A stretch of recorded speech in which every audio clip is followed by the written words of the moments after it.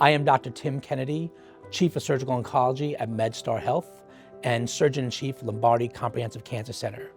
I treat patients with complex gastrointestinal cancers and intra-abdominal malignancies.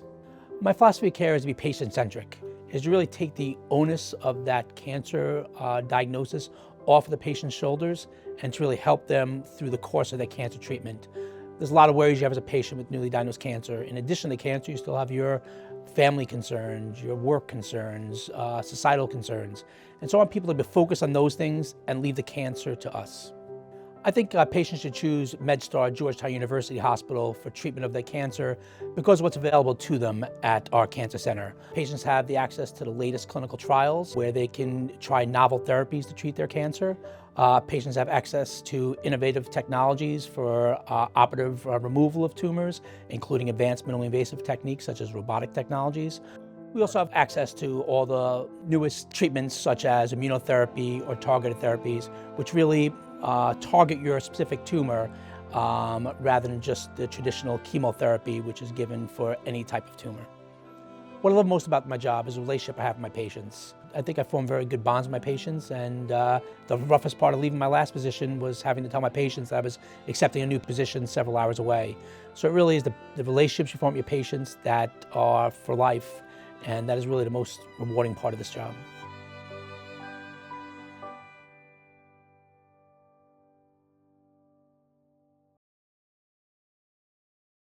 I manage patients with gastroesophageal cancers, hepatopancreatic biliary malignancies, peritoneal surface malignancies, intra-abdominal sarcomas. Yeah, basically oversee all surgical oncology activity within the system. So it's the management of patients with complex gastrointestinal cancers, gastroesophageal cancers, HPB malignancies, peritoneal surface malignancies, skin and soft tissue cancers, and also sarcomas and soft tissue malignancies.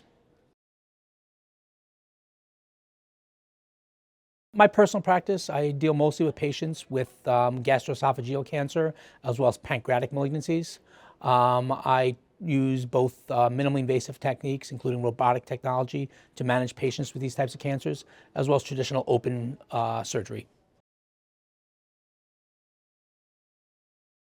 It's really about getting a better understanding of the patient. You basically have patient characteristics you have to be concerned about, as well as tumor characteristics you have to be worried about. So the first thing is to understand each individual patient's goals, where they're at in their life, understand their constraints in terms of family, work, time constraints they have. And then secondly, to deal with each individual tumor. Not every tumor is the same. Some patients have unique molecular mutations that may make their tumors more responsive to one therapy versus the other. So it's basically getting a better knowledge of the patient themselves and also their tumor characteristics and how each patient should have an individualized treatment plan. In terms of advances I've seen in the last 10 years in treatment of patients with GI cancers and soft tissue malignancies is basically the utilization of more minimally invasive techniques to allow the recovery from patients to go much more smoothly and quickly. In the last 10 years, we certainly utilized more robotic technology to treat patients with either gastric tumors, esophageal cancers, pancreatic tumors, to allow recovery from surgery much easier, quicker, and get them back on to their life. I recently completed a clinical trial looking at the utilization of immunotherapy for patients with certain subtypes of gastric adenocarcinoma. So we had patients with newly diagnosed gastric cancer who we would do a molecular profiling of the tumor.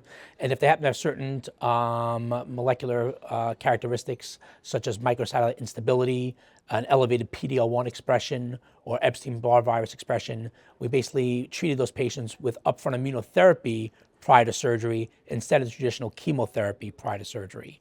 And we enrolled 40 patients on that trial and recently have presented results which showed about an 80% 3-year disease-free survival in patients treated with this treatment plan. So it is a novel therapy that we're looking to expand upon our future patients.